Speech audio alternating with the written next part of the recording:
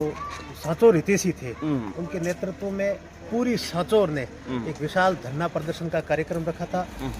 माननीय मंत्री महोदय और उनके साथ में हमारे प्रधान साहब हिंदू सिंह जी, सुरजन राम जी और उनके साथ में तमाम ऐसे लोग थे जिन्होंने भूखे रह करके अपना विरोध प्रदर्शन प्रकट किया था।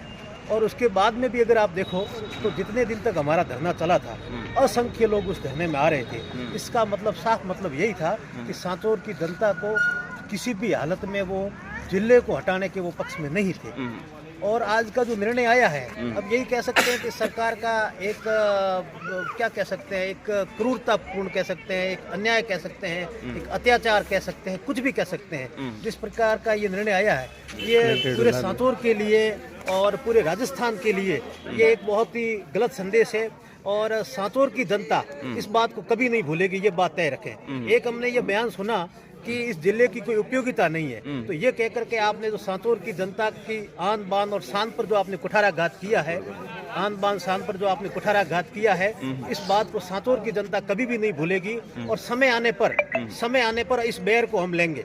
ये जो हमारे साथ में हुआ, ये बैर किया हमारे साथ में, और समय आने पर सांचौर की जनता इस बैर को लेगी। और जिन लोगों ने हमें बताया कि उपयोगी नहीं है, उनको हम भी बता देंगे कि आप हमारे लिए उपयोगी नहीं हो। मैं पार्टी और क्षेत्रवाद से, पार्टीवाद से ऊपर उठ करके ये बात करता हूँ और बड़ी जिम्मेदारी के साथ में ये बात करता हूँ कि जिन्होंने ये बात कही है और एक पार्टी के वरिष्ठ नेता, सरकार में एक वरिष्ठ मंत्री ने ये आज बयान दिया है कि सांचौर की कोई उपयोगिता नहीं है, तो ये जिस तरीके का उनका बयान आया है, उस तरीके का हम भी करारा जवाब देंगे। और जो भी है, हम जैसा भी होगा, लॉ एंड ऑर्डर का पालन करते हुए अगर ऐसा कुछ हुआ तो हम जरूर इसके लिए जो भी हमसे हो सकेगा वो सब संभव प्रयास करेंगे सांचौर को बचाने के लिए। मतलब घोटा साहब सांचौर के भविष्य को खत्म कर दिया। सांचौर का जो एक उज्जवल भविष्य था, मैं यही कहूंगा कि सांचौर का जो एक उज्जवल भविष्य था, एक युवा वर्ग के सपनों को उन्होंने कुचला है।